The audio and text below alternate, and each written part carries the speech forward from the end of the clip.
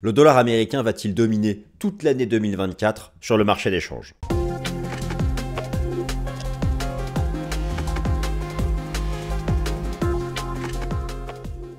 Alors chers amis, bienvenue, nouvelle édition du Fast and Forex. Je suis ravi de vous retrouver pour parler de lui, le billet vert, le greenback, le dollar US qui, contre toute attente, oui, reprenez les anticipations de politique monétaire du mois de décembre, début janvier, juste après Noël, jusqu'après la fête du Nouvel An. Le marché attendait 7 baisses de taux de la Fed. Le marché était convaincu que la Fed serait la première banque centrale occidentale à faire son fameux pivot. Sauf que depuis, c'est la Banque nationale suisse qui a commencé d'ailleurs. Et devrait suivre bientôt la Banque centrale européenne. Et devrait suivre la Banque centrale du Canada. Et voilà que depuis le début de l'année, ce dollar que l'on pensait voir poursuivre sa tendance baissière de fin d'année 2023, ce dollar nous fait un méga pump sur le marché d'échange dit flottant, de son petit nom, le Forex. Les devises dites majeures, elles sont toutes en baisse depuis janvier. Toutes en baisse depuis janvier, sauf le dollar US. Donc, il est leader, le dollar US, il est leader. Cette place de leader est-elle provisoire? C'est-à-dire que le scénario envisagé en janvier est-il simplement reporté à la seconde partie d'année, j'entends par là au second semestre, ou est-il définitivement annulé sur cette année et reporté à 2025? Et encore pour certains, il n'aurait jamais lieu avec un dollar qui irait tout en haut et un euro-dollar qui irait à la parité. Croyez-vous en ce scénario? Croyez-vous vraiment en un euro-dollar à la parité? Moi, à titre personnel, je n'y crois pas. Et je vais donc vous parler de tout ça. Voilà, chers amis, donc c'est parti. Le dollar US va-t-il conserver sa place de leader tout au long de l'année? De quoi va être faite cette vidéo? Elle sera faite de bonne humeur, de positivisme, car le mois de mai arrive et que l'hiver tardif sera bientôt terminé. Alors, au passage, chers amis, je marque une pause. La semaine prochaine, je marque une petite pause pour reposer mon esprit fatigué par ces mouvements de marché et revenir en forme et vous retrouver la semaine du lundi 6 mai. Donc, petite parenthèse, je vous confie le marché. Traitez bien ce petit dollar, traitez bien le S&P 500, traitez bien le cours du Bitcoin, les matières premières. Je vous laisse vous en occuper et j'espère retrouver le marché dans un bon état le lundi 6 mai. Alors c'est parti chers amis, donc on attaque. Le plan est sous vos yeux. 4 parties. Le dollar US leader cette année. Pourquoi? Bon, tout le monde le sait, mais on va quand même faire un petit rappel. Les taux du marché et les spreads d'auto. D'ici The Key. Tout est là. Donc si vous vous posez la question, parce que c'est quand même la question de la vidéo, il faut bien qu'il y ait un intérêt, il faut bien qu'il y ait un développement, une introduction, un développement, une conclusion. Et donc, des arguments qui viennent construire cette dissertation théâtrale. Eh bien, le dollar va-t-il, je vous donne la réponse, comme ça vous pouvez partir faire autre chose de plus intéressant. Le dollar va-t-il être leader toute l'année? La réponse à cette question est, les taux d'intérêt du marché, les spreads de taux vont-ils continuer de remonter? Si c'est le cas, oui, dollar sera leader toute l'année. Si ce n'est pas le cas, non, dollar ne sera pas leader toute l'année. Et derrière cette question des taux d'intérêt du marché et des spreads de taux, se pose la question de la désinflation US qui a été mise en pause. Cette pause est-elle provisoire avant de reprendre la direction du sud? Ou cette pause est-elle un plateau avant de filer vers le nord? Vers le nord, le dollar sera leader. Vers le sud, le dollar sera bientôt dans le rouge. Voilà mes amis, la vidéo est terminée. Allez. Donc maintenant un peu de détails. Pour ceux qui veulent quand même rester, un peu de détails, des illustrations, de l'analyse technique, plein de choses, les raisons de la domination du dollar US au premier semestre 2025. Alors, écoutez, guys, le dollar US, il est leader sur le marché d'échange face à un panier de devises. Le dollar US est la seule devise majeure FX en hausse. Ah, je vais me dire, tiens, cette fois-ci, je me lis. On va voir si j'écris bien. Le dollar US est la seule devise du FX en hausse cette année. Et la position institutionnelle nette du taux euro-dollar continue de reculer. Oui, c'est vrai, je n'ai pas dit de bêtises, puisque vous avez ici sur TradingView la performance des devises majeures du Forex. En cette bonne année 2024, qui fait que j'aurai 42 ans au mois de novembre prochain et que le temps passe vite, eh bien, quelle est la ligne de zéro est là. Là, vous avez le code des devises dites majeures, hein, parce que le monde change, mais ce sont les devises du G7, quoi, en gros. Bon, enfin, pas exactement, mais presque. Bon, bien, tout est sous zéro, sauf le DXY, qui est le code du dollar US, face à un panier de devises majeures. Et vous avez la position institutionnelle nette ici, le dollar, c'est une synthèse de ce qu'ont font les asset managers sur les contrats à terme, dollar face à toutes les devises. C'est largement dans le vert. Et d'ailleurs, vous avez même la position nette institutionnelle des asset managers sur le taux euro-dollar, les contrats futurs, qui continue sa tendance baissière. D'ailleurs, on peut faire l'analyse technique. Moi, rappelez-vous, je vous avais montré ici l'épaule tête-épaule, le pullback. Donc, on peut même faire de l'analyse technique sur la position institutionnelle nette. Alors, les raisons de cette domination du dollar relèvent de la divergence des politiques monétaires parce que, en début d'année, le marché était dans un rêve. Je vous remontre le rêve de début d'année. Le rêve de début d'année voyait 7 baisses de taux de la Fed. Maintenant, c'est 1. Et autant vous dire que maintenant, c'est 1. En fait, c'est quasi 0, puisque si vous reprenez les toutes dernières anticipations de politique monétaire de la Fed, eh bien, voilà, c'est même quasiment improbable qu'on ait une première baisse de taux en septembre. Alors tout ça, vous savez, tout ça change extrêmement vite. Vous avez par exemple ce vendredi la mise à jour de l'indice des prix PCE, qui est la jauge favorite de la Fed. Il suffit qu'il y ait une bonne nouvelle et tout ça va changer très vite. On pourrait remonter à 3 ou 4 baisses de taux. En mars, il ne faut pas attendre grand-chose. Encore une fois, moi je pense que là, ça va être encore un peu touchy cette inflation PCE de vendredi. Mais tous les indicateurs avancés d'inflation sur avril, mai, juin restent optimistes. Sauf embrasement général du Moyen-Orient et un pétrole à 100 $. Ça, j'en ai déjà parlé plusieurs fois. C'est le risque pour la partie nominale de l'inflation. Pour l'instant, ça a l'air de rester sous contrôle, mais c'est vrai que ça reste... Bon, ça, c'est l'épée de Damoclès, hein, pour reprendre une expression que j'aime bien. En tout cas, n'ayez pas non plus trop d'espoir sur cette inflation PCE de vendredi, même si, globalement, elle est attendue encore en baisse, hein, notamment dans la version sous-jacente. Alors, première explication de cette force du dollar américain face à un panier de devises, c'est l'étonnante résilience de l'économie américaine. Vous avez là la toute dernière infographie qui a été proposée par le Fonds monétaire international. Vous pouvez comparer donc en bleu foncé les États-Unis, en bleu clair la zone euro et les autres pays avancés. Vous avez les révisions de la croissance du PIB réel mondial.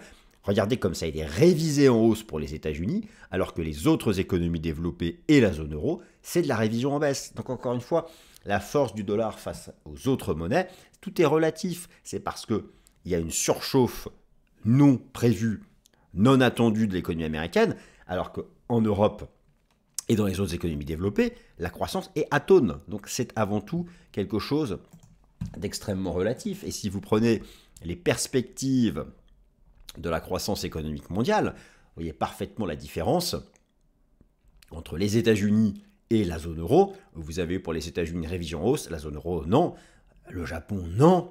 Bon, il n'y a vraiment que les States. Donc il y a déjà une réalité macroéconomique. À cela s'ajoute une désinflation qui est mise en doute et une résilience du marché du travail. Certains ajoutent même le rôle de valeur refuge du dollar américain en cas de risque géopolitique systémique. Mais encore une fois, oui, effectivement, le rôle de valeur refuge du dollar US en cas de risque géopolitique systémique. Mais moi, je pense que là, l'essentiel de la hausse du dollar US depuis le début de l'année, je vous l'ai montré en pourcentage, mais je peux vous le remontrer sous la forme d'un graphique. Voilà, le dollar a commencé l'année là. Donc, il y a eu cette phase de baisse de septembre-octobre où tout le monde pensait, moi le premier, que cette fois-ci on allait casser ce niveau et faire enfin la vague C. Et finalement, depuis le début d'année, il ne fait que de remonter à cause de cette divergence macroéconomique, à cause de cette divergence dans le rythme de la désinflation, à cause de cette divergence du coup qui en découle, divergence de politique monétaire. Maintenant, voilà, Moi, j'ai toujours mon scénario d'une vague C simplement reportée. Et en fait, on construit la vague B. Et ça, j'y viens, c'est dans la partie technique qui arrivera un peu plus tard. Les taux d'intérêt du marché et les spreads de taux sont la clé de la force du dollar américain. Car oui, au-delà de tout ça, au-delà de cette divergence macroéconomique, au-delà de cette divergence dans le rythme de la désinflation, au-delà du rôle safe haven du dollar US en risque géopolitique, au-delà de la divergence des politiques monétaires, au-delà de tous ces termes qui font paraître intelligents alors qu'on ne l'est pas, moi le premier, simplement, qu'est-ce qui attire du cash? Qu'est-ce qui attire des capitaux sur le dollar? N'oubliez pas, les tendances, derrière des tendances, il y a des flux de capitaux. Mais vous le constatez vous-même dans votre quotidien. Les placements monétaires, les placements obligataires, l'investissement en actions. Ce sont ça, les déplacements de capitaux. Je veux dire, là, la part du cash est actuellement très importante. Et il y a une grosse partie des fonds institutionnels qui sont sur les placements monétaires, parce que ça paye du 5%. C'est sans risque, le placement monétaire. Le taux d'intérêt à 3 mois US, il est à 5. Il n'y a aucun équivalent dans les autres économies développées. Quelle a été... Alors, il y a la tendance du marché action. Je veux dire, les Magnificent Seven, ils sont aux States. Ils ne sont pas en France ou en Allemagne. Même s'il y a quand même des titres qui font des nouveaux records historiques. Mais les Magnificent Seven, c'est incroyable. Donc, à un moment ou à un autre, si on veut être exposé aux Magnificent Seven, c'est peut-être un peu tard là. Bon, mais ceux qui ont voulu l'être. Si on veut être exposé au placement monétaire du marché des États-Unis en dollars, les placements monétaires en dollars, qui rapportent plus, même les obligations américaines rapportent plus que les obligations européennes. Tout ça attire des capitaux sur le dollar US. Donc, voilà, c'est avant tout une divergence des taux d'intérêt. Et donc, j'entends par là que le dollar US va-t-il être leader sur l'ensemble de l'année 2024 ? Nous avons vu que la première explication de la force du dollar US cette année est qu'il offre un taux de rendement très élevé par rapport aux monnaies des autres économies développées. Je peux comparer différents types de taux, on va faire simple, on va simplement comparer les taux des banques centrales. Voilà, c'est celui de la Fed qui est encore tout en haut à 5,5. Ceux des autres banques centrales majeures ne sont pas très loin finalement, mais les anticipations sont à des premières baisses, que ce soit la Banque centrale du Canada, que ce soit la zone euro, les anticipations sont à des baisses de taux. Sauf au Japon où là on a eu une hausse de taux, ou d'ailleurs, alors si vous prenez le consensus, mais je vais en dire un mot tout à l'heure de l'USD Yen, mais selon Bloomberg, la prochaine hausse de taux de la Banque centrale du Japon, qui la ferait passer cette fois-ci à plus 0,1, elle est attendue soit sur septembre, soit sur octobre, en termes de probabilité. Alors effectivement, ça ne fait pas baisser l'USD Yen.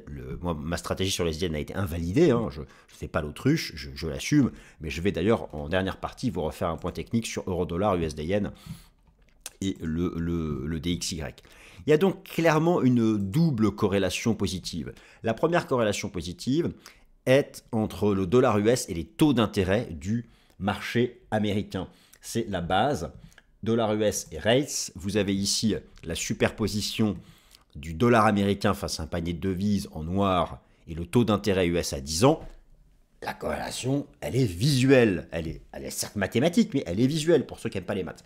Donc en gros, à la question de savoir est-ce que le dollar US va rester leader, l'autre question, la question centrale, c'est est-ce que les taux du marché américain vont continuer leur reprise? Et là, donc, c'est l'analyse technique du taux obligataire américain à 10 ans.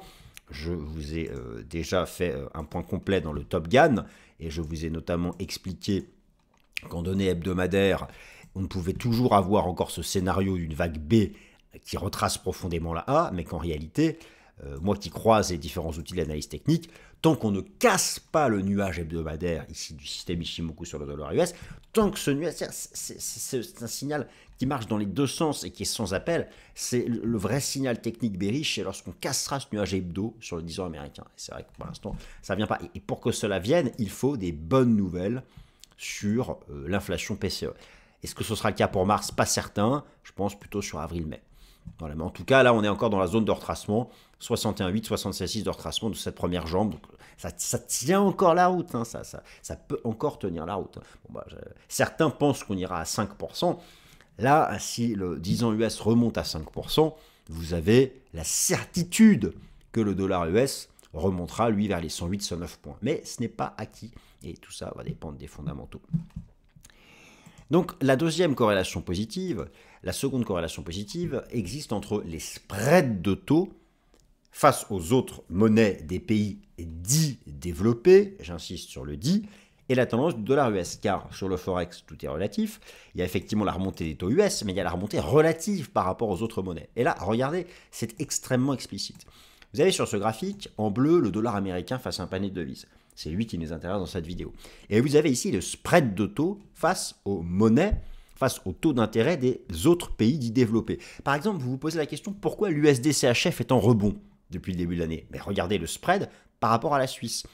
Le taux US à 2 ans, moins le taux suisse à 2 ans, qui est à 4%, donc il y a 4 points de pourcentage de rendement supérieur à être investi en USD plutôt qu'en francs suisses sur les placements monétaires. Et en plus de ça, la tendance du spread est positive. Donc il y a à la fois la valeur absolue du spread, et c'est partout positif. Que vous compariez le taux US au taux canadien, le taux US au taux australien, le taux US au taux allemand pour la zone euro, le taux US au taux suisse, le taux US au taux japonais, partout c'est au-dessus de zéro. Mais vous avez aussi la tendance, et c'est la tendance qui compte. Donc tant que vous avez une tendance haussière sur les spreads de taux, vous aurez une tendance haussière sur le dollar américain face à la devise, et inversement. Et inversement, my dear fellows. Donc, this is the key. Par conséquent, le dollar américain restera leader du Forex, aussi longtemps que les dieux de la bourse le souhaiteront, mais surtout aussi longtemps que les taux seront en reprise haussière et que les spreads de taux seront en hausse. Et si maintenant nous mouillons un peu la chemise et que nous parlions du point de vue de mon analyse technique, avant tout, car ce n'est pas le point de vue de l'analyse technique, car je peux me planter, vous le savez, et moi ici, je ne dis pas, comme beaucoup de monde, j'ai raison à 110%, à 90%, I am the best, je suis le chef, je suis expert du monde, expert mondial. Non, moi je suis humble. Et donc, où en sommes-nous? Alors, moi j'ai toujours, alors, même si je suis humble, j'aime bien avoir quand même un scénario. Moi, je vous propose, vous le savez, depuis plus d'1 an, ça. Donc, j'ai eu raison, et là, ai-je encore raison? C'est la question. Moi, c'est ce que je propose sur l'ensemble pour fin 2024, début 2025. Maintenant, clairement, ici, c'est pas la vague C qui a commencé. Sauf si vraiment on a fait la 1 de la C, la 2. On serait plutôt encore dans la B. La B, elle peut avoir plusieurs formes. Ça peut être, elle peut avoir la forme ici d'une structure en flat, dans un cas baissier, d'une structure en flat. Elle peut avoir la forme d'une structure en zigzag. Partons du principe, alors, bon, que ça ressemble encore plus ou moins à un flat. On pourrait avoir eu ici une vague A, une vague B, et donc nous serions dans la C de la B. Alors, cette vague B peut retracer 50%, 61,8 de la A, ça c'est les zigzags, rappelez-vous, cette structure ici en zigzag. Alors là, c'est une tendance baissière, donc c'est la zigzag formation, mais en inversé. Voilà, donc là c'est parfait, donc c'est exactement la zigzag formation que vous avez, puisque nous sommes dans cette structure après avoir eu les 5 temps de hausse. Voilà, donc cette vague B, ça peut aller jusqu'à 61,8 de la A, sinon après c'est pas une zigzag formation. Donc le 61,8 est ici. Si là je fais un A égale C, j'ai mis une extension de Fibo pour avoir une A égale à la vague C, ça donne cette zone-là. Donc, mon scénario tiendrait la route jusqu'à cette zone. Au-delà, clairement, bah non, mon scénario ne serait plus le bon. Donc, c'est tout ça que je surveille. En données hebdomadaires, en Ishimoku, regardez, on teste le nuage là, donc ça c'est quand même quelque chose qui va être important à suivre. Mais au final, ça s'est mis un peu en neutralité. Et maintenant, en données journalières, bon, tant qu'on est au-dessus de ce niveau, ça reste bullish. Voilà, ce qui serait un signal de redémarrage de la baisse, et donc en fait une vague B qui serait finie. Et donc là, si on recasse les 105 points, ça repart direct au sud. Et dans ces cas-là, ça veut dire qu'on serait déjà dans la C, et qu'on aurait fait la 1 de la C, la 2 de la C. Voilà, donc ça reste encore, ce sont les hypothèses qui sont encore sur la table. Et si maintenant nous parlions un peu euro-dollar et USD-yen, là aussi sans faire l'autruche, alors je vais essayer d'être précis sur le cours de l'euro-dollar.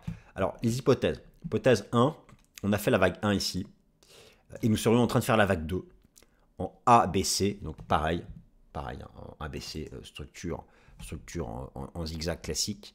Et dans ces cas-là, ça nous envoie à 1,0340. Ça nous envoie à 1,0340 ce niveau avant de repartir à la hausse. Autre hypothèse, on a déjà fini la vague 2 ici.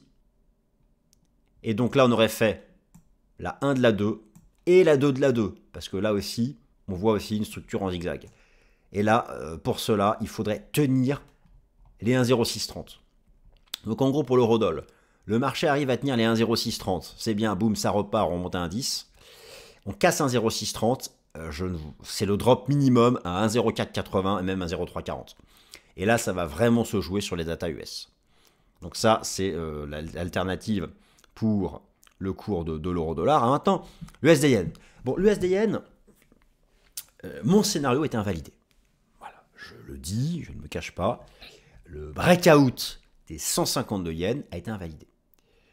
Vous savez que il y a un... Je ne veux pas faire de la contre-tendance, j'admets, il y a eu un cassure de résistance, très bien, ça continue. Le niveau des positions short sur le yen est à un niveau historiquement élevé. Il y a bien sûr la dimension US, pivot de la Fed. Il y a aussi la dimension Japon, où on attend une seconde hausse de taux de la BOJ au second semestre. Bon. Je pense qu'il n'y a pas grand-chose à attendre du côté du yen. Ça reste une paire en USD. Et donc, attention, dès lors un jour qu'il y aura un chiffre défavorable au dollar US, attention au retour de bâton du fait de ces énormes positions short sur le yen. Et donc, une longue USD qui pourrait être débouclée violemment. Pour l'instant, ce n'est pas le cas, je l'admets, et moi je me suis planté. J'ai été invalidé au dépassement des 152 yens. Simplement, attention, lorsqu'un trade est dit crowded, c'est-à-dire que tout le monde est full long USD yen, à 100%. C'est que le réservoir est rempli à ras-bord. Et donc, la moindre mauvaise nouvelle en faveur de l'USD peut créer un gros drop sur l'USD yen. Pour l'instant, ce n'est pas le cas. Ce qui serait un signal technique baissier, ce serait de réintégrer les 152. Si un jour le marché recasse les 152, là on ira minimum à 146 et même à 140.